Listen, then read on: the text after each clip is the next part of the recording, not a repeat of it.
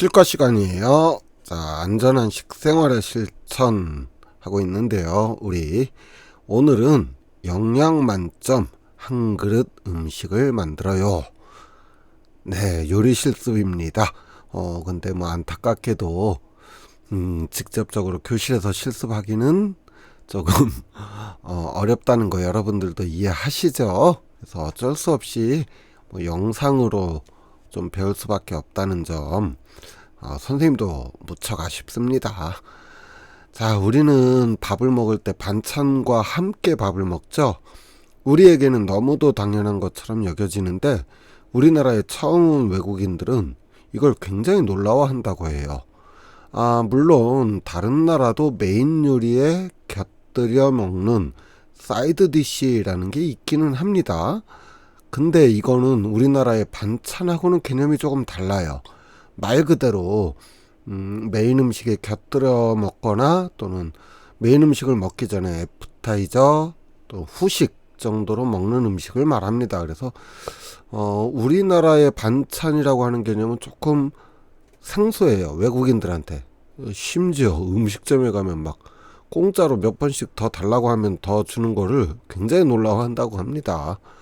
우린 당연한데 뭐 서양 같은 데는 물도 돈을 받는다고 해요. 그러니까 우리나라 반찬 문화 굉장히 독특한 거죠.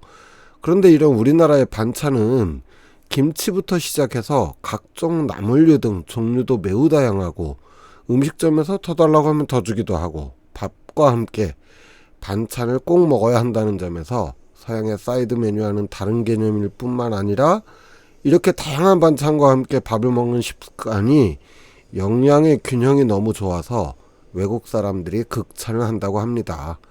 그래서 영어로 반찬을 보통 사이드 디시라고 했었는데 개념이 많이 다르기 때문에 최근에는 반찬이라고 그냥 우리말 그대로 표기하는 방법을 많이 쓴다고도 하네요. 자, 그런데 저 삼각형으로 그려진 영양소를 설명할 때 나타낸 저 그림에 대해서 좀 알아볼게요. 이 그림은 식품 영양탑이라고 하는 거예요. 우리가 식사를 할 때 어느 정도의 비율로 어떤 종류의 음식을 먹는 것이 좋은지 알아보기 쉽게 뭐 피라미드 형태, 탑 형태로 표시한 그림입니다. 이 그림에선 5가지로 나눴어요. 그래서 5대 영양소라고 하고 또 경우에 따라서는 채소와 과일을 분리해서 6가지 기초식품군 이렇게 나누기도 합니다. 자, 제일 위에서부터 한번 볼게요. 제일 위에는 유지 당류라고 하는 겁니다. 영양소로는 지질과 단순한 당류, 그 다음에 지방이 들어가 있어요. 식물성 기름과 버터, 마요네즈, 설탕 뭐 이런 것들이 되겠는데 이 유지와 당류는 체온을 유지한다든지 우리 몸에 에너지를 내는데 필요하고 피부 건강을 돕는 역할을 합니다. 자, 고기, 생선, 견과류 이런 것들은 이제 단백질을 공급하는 주 음식입니다. 단백질 뭐 일부 비타민과 무기질도 들어가 있기는 해요. 그래서 소고기, 닭고기, 돼지고기 이런 육류와 생선, 또 달걀, 두부, 또 콩과 같은 견과류 이런 것들이 우리 몸에 단백질을 공급하는 역할을 하고 있습니다. 자, 유제품은 단백질과 칼슘이 들어있습니다. 우유, 치즈, 요구르트, 아이스크림 등이 되겠네요. 자, 이런 유제품들에 들어있는 단백질, 그 다음에 고기, 생선, 견과류에 있는 단백질, 이 단백질은 우리 몸의 여러 부분을 구성하는 성분입니다. 그렇기 때문에 굉장히 중요한 요소가 되겠죠. 심지어 머리카락도 단백질이에요. 칼슘은 뭐 여러분들 잘 아는 대로 우리 뼈를 구성하고 있고요. 자, 그 다음에 이제 곡류입니다. 탄수화물이라고 하죠. 밥이나 국수, 또 밀, 빵, 옥수수, 떡, 감자, 고구마 이런 것들은 우리 몸에 탄수화물이라고 하는 영양소를 공급을 합니다. 탄수화물은 우리가 살아가는 데 필요한 활동 에너지를 만드는 역할을 합니다. 자, 마지막으로 채소나 과일 이런 것들은 비타민과 무기질 굉장히 중요한 영양소입니다. 면역력을 강화하고 피부 회복력이나 소화 기능에 도움을 줘요. 자, 이렇게 보니까 지방부터 시작해서 비타민에 이르기까지 어떤 음식이 몸에 좋고 나쁘고는 사실은 뭐 정상적인 음식이라면, 불량식품이 아니라면은 모든 음식이 다 필요합니다. 다만 이렇게 골고루 먹는 영양소도 그 비율이라는 게 있어요. 그래서 저 그림대로 비타민과 무기질을 우리는 더 많이 먹어야 되고, 또 지질, 유지, 당류 이런 것들은 좀 상대적으로 매우 적게 먹는 것이 건강한 몸을 유지하는 데 도움이 된다고 합니다. 자, 여러분 일품요리라는 말 혹시 들어봤나요? 일품요리 하면 어떤 느낌이 드세요? 뭔가 근사한 요리? 아주 뛰어나게 맛이 좋은 요리? 아하, 일품요리는 한 그릇 음식을 한자로 쓴 거예요. 한 그릇 음식이라고 하는 거는 대표적으로 국밥이나 비빔밥처럼 별도의 곁들이는 반찬이 없이 그냥 그 한 그릇 자체만으로 먹을 수 있는 음식을 말합니다. 한국인들을 국밥의 민족이다 뭐 이렇게 얘기하기도 하잖아요. 물론 그렇다고 해도 우리나라 사람들 완전히 반찬 없이 먹는 경우는 거의 없죠. 그래도 김치 정도의 간단한 반찬만 있어도 좋은 음식, 이런 것들을 한 그릇 음식이라고 해요.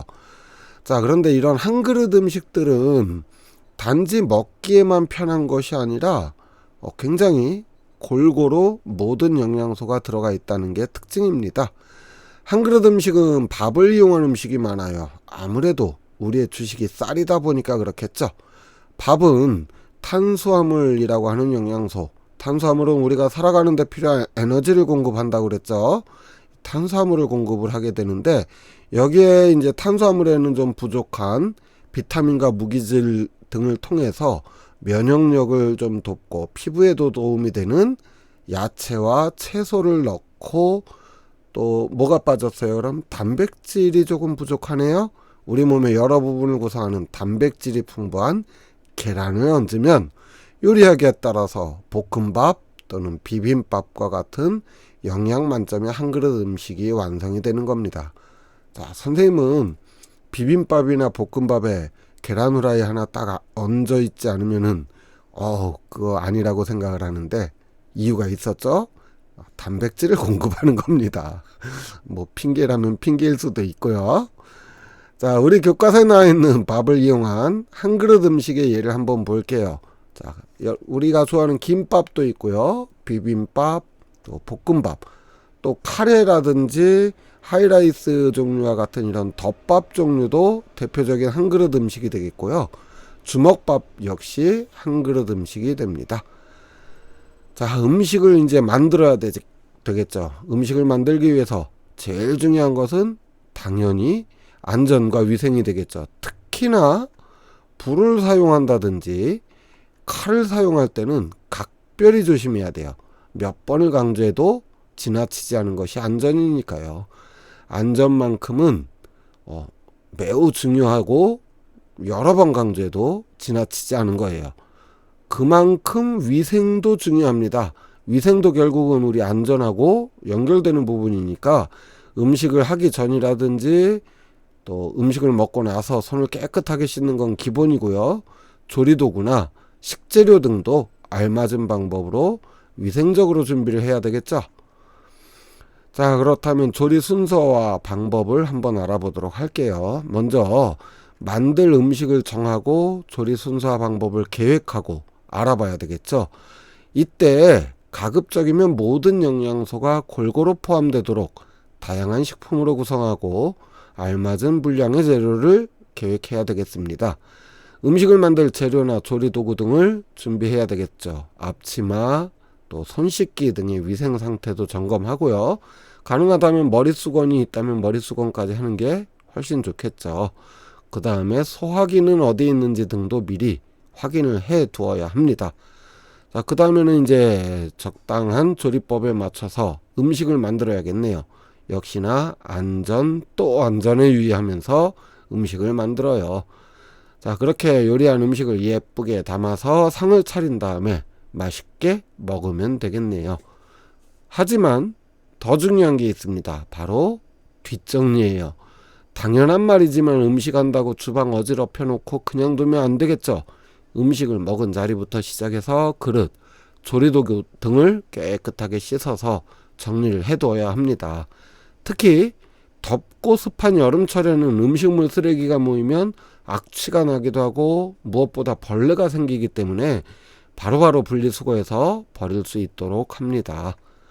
자, 교과서 56쪽 57쪽에는 비빔밥과 주먹밥 만들기 활동이 나와요. 자, 선택 활동인데 어때요? 해볼 만한가요? 사실 이게 어렵진 않은데 사진으로만 나와 있어서 요리에 취미가 없거나 요리를 해보지 않은 친구들은 뭘 어쩌라는 건지 이해가 가지 않을 수도 있겠다는 생각이 드네요. 하지만 우리에게는 유튜브나 네이버 TV 같은 인터넷 동영상 서비스를 이용해서 요리법을 검색하면 정말 많이 나오고, 또 같은 요리라도 다양한 요리법들이 나오기 때문에 관심 있는 친구들은 검색을 해서 자기 취향과 수준에 맞는 요리를 한 번쯤 해보면 좋겠습니다. 자, 이렇게 해서 오늘 배울 내용 요리 실습을 하면 좋겠는데, 집에서 한번 해볼 수 있도록 다음 시간에는 선생님이 직접 음식을 우리 친구들이 집에서 쉽게 할 수 있을 법한 음식을 가지고 한번 같이 요리법을 알아보는 시간을 가져보도록 할게요. 따라 하면 좋겠지만 따라하지 못하더라도 한 번쯤 이렇게 봐두면 도움이 될 거예요. 자, 오늘 수업 여기서 마칠게요. 수고하셨습니다. 안녕.